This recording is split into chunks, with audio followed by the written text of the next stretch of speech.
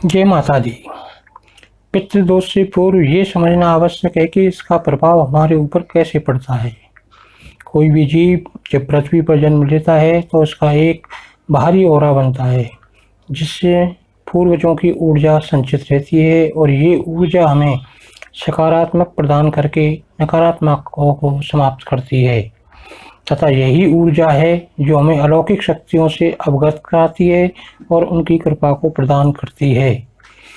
जिस भी व्यक्ति के जन्म पत्रिका में पितृदोष लगता है उसका बाहरी ऑरा का आवरण पूर्ण रूप से बंद हो जाता है जिससे ऊर्जाओं का आदान प्रदान नहीं हो पाता और व्यक्ति का एक निश्चित दायरे में सिमट के रह जाता है। अब प्रश्न उठता है कि यह क्यों बनता है।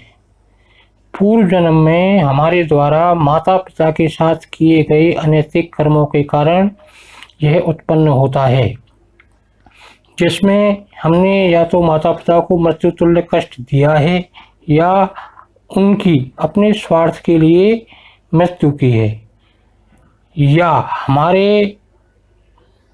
हमने कोई ऐसा कार्य किया है जिसमें जनता का शोषण हुआ है, तब भी यह दोष बनता है।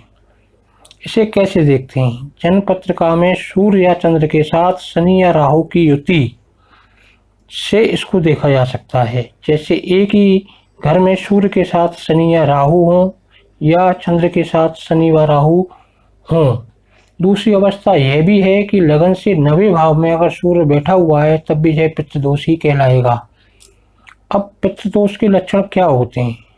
नंबर 1, स्वप्न में मरे हुए व्यक्तियों का बार बार दिखना, किसी भी कार्य का पूरा नहीं हो पाना, बार बार सामाजिक प्रतिष्ठा को ठेस पहुंचना, एक निश्चित अवधि में परिवार के सदस्य की मृत्यु होना, लंबे समय तक घर में मांगलिक कार्य का नहीं होना, संतान व जीवन साथी के साथ संबंध अच्छे नहीं रहना, माता या पिता का छोटी उम्र में चले जाना, ये इसके कुछ लक्षण हैं। इसके अलावा भी और सारे लक्षण हैं लेकिन मूलभूत रूप से यही लक्षण दिखाई देते हैं।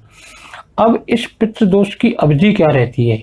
इस अवधि या समय कितना रहता है, यह दोष पीढ़ी दर पीढ़ी चलता है और ये 7 पीढ़ियों के बाद यह दोष स्वतः ही समाप्त हो जाता है।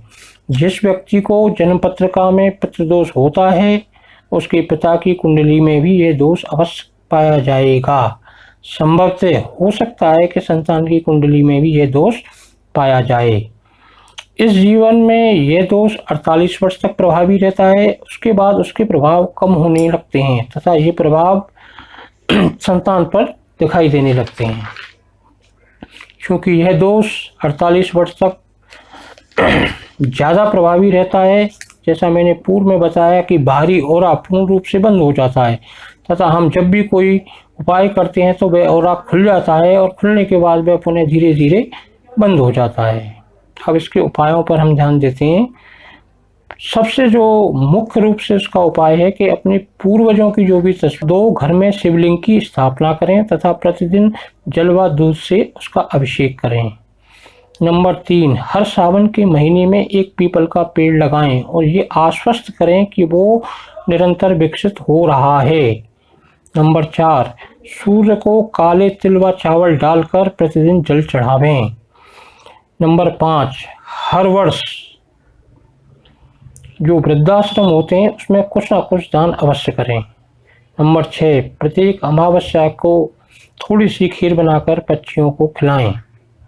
नंबर 7, अपने घर की दक्षिण दिशा में एक यंत्र की स्थापना करें जो स्क्रीन पर आपको दिखाई दे रहा है। ये यंत्र हल्दी के पेंट पर कुमकुम से बनाना है।